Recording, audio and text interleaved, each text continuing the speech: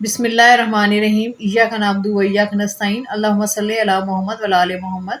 चटखारा house के तमाम viewers को अस्सलाम वालेकुम।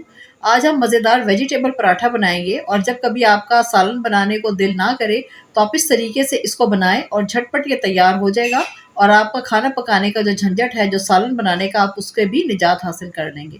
तो चलें इसको बनाना शुरू करते हैं। मज़ेदार वेजिटेबल पराठा बनाने के लिए सबसे पहले मैं 5 कप है आटा ये इस्तेमाल करूँगी। इसको मैंने छान के रख लिया है। इसके साथ ही मैं इसमें शामिल करूँगी 1 कप बेसन और कुछ खुश्क मसाले हैं, वो है मेरे पास 1.5 टेबल स्पून भर के मैंने नमक लिया है, कसूरी मेथी 1 टेबल स्पून, 1 टेबल स्पून भर के चाट मसाला, 1/4 टीस्पून हल्दी, 1 टेबल स्पून भर के जो लाल मिर्च का पाउडर है और 1/2 टीस्पून सफ़ेद ज़ीरा। और इसमें मैंने 1 टेबल स्पून धनिया भी लिया है, उसको मैंने क्रश करके डाल दिया है इसमें। और साथ ही मैं इसमें डालूँगी आलू। मेरे पास 2 दरमियाने साइज़ के थे, उनको मैंने कश कर लिया है, बारीक वाले से नहीं बल्कि जो मोटी वाली साइड होती है उससे इसको कश किया है मैंने।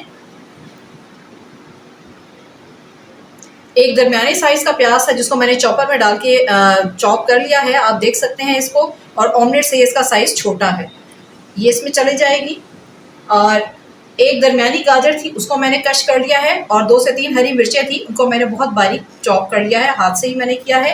और इन सब मसालों को हम अच्छे तरीके से अब मिक्स करेंगे, क्योंकि सब्जियों को मैंने डाल के जो कश किया था पहले अच्छे तरीके से निचोड़ लिया था।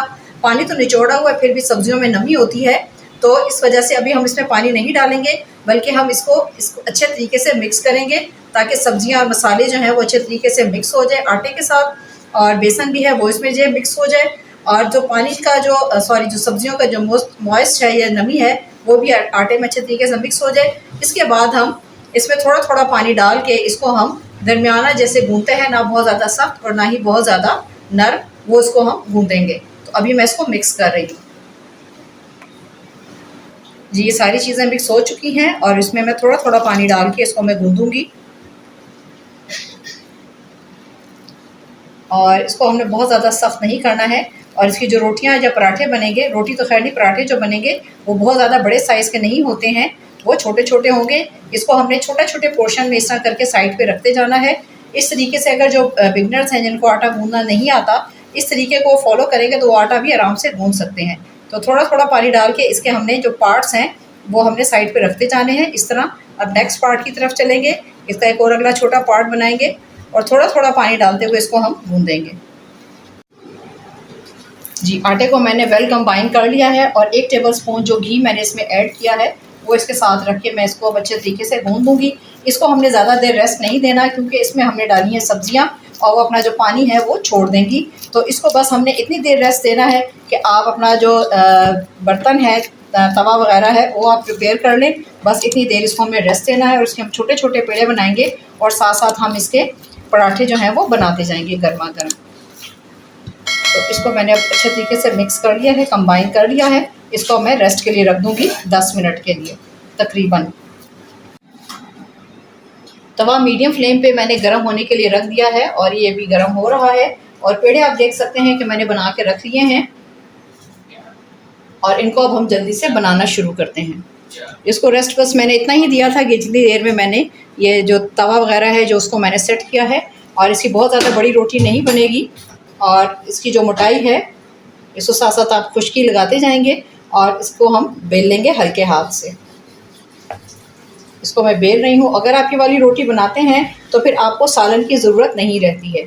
और इसमें जो है खुश्की जो है वो ज़्यादा लगेगी थोड़ी सी, क्योंकि इसमें बेसन डाला है। बेसन मैंने इसलिए ऐड किया है कि इसमें बेसन डालने से इसका जो फ्लेवर होता है वो बहुत ज़्यादा बढ़ जाता है।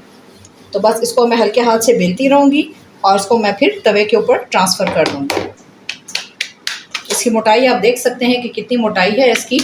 और इसको हमने बिल्कुल मीडियम फ्लेम के ऊपर हमने इसको बनाना है ताकि ये अंदर से भी अच्छे तरीके से कुक हो जाए।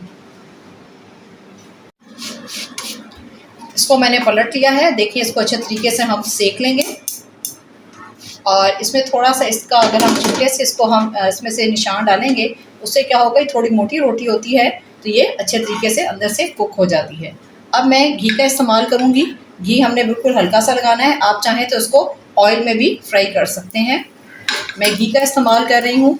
अब हमने इसको सेकना है, दोनों साइडों से अच्छे तरीके से सेकते हुए इसको हम निकाल लेंगे। और इस पे जब मार्क्स आने शुरू हो जाएंगे जो पकने के होते हैं, तो इसके बाद हम इसको अब हम निकाल लेंगे प्लेट के ऊपर। ये देखें कलर इसका कितना खूबसूरत आया है और ये खाने में भी इतनी ही मज़ेदार है। इसमें आप हरी प्याज का जो ग्रीन वाला पार्ट होता है वो भी ऐड कर सकते हैं, वो भी इससे भी इसका जायका जो है वो बहुत ज़्यादा बढ़ जाएगा। और इस तरीके से आप बच्चों को सब्ज़ी भी खिला सकते हैं। बच्चे जो होते हैं वो सब्ज़ी खाने में ज़रा प्रॉब्लम करते हैं, तो जब उनको इस तरीके से आप बना कर देंगे तो वो बच्चे ज़रूर इसको खाना पसंद करेंगे। बस इसको दबाते हुए मैं सेकूंगी। जी, मज़ेदार हमारे वेजिटेबल पराठा बनके तैयार हो चुके हैं। और 6 कप जो मैंने इस्तेमाल किए थे, 5 कप मेरे पास आटा था, 1 कप बेसन था, उससे बहुत ज़्यादा पराठे बनके तैयार हुए हैं और इसका जो टेस्ट है वो वाकई बहुत अच्छा है। तो अगर आपको ये रेसिपी अच्छी लगे तो आप इसको लाइक और शेयर ज़रूर करें और हमारे चैनल को सब्सक्राइब करें और बेल आइकन को ज़रूर क्लिक करें। इसके साथ ही इजाज़त दीजिए। अल्लाह निगहबान।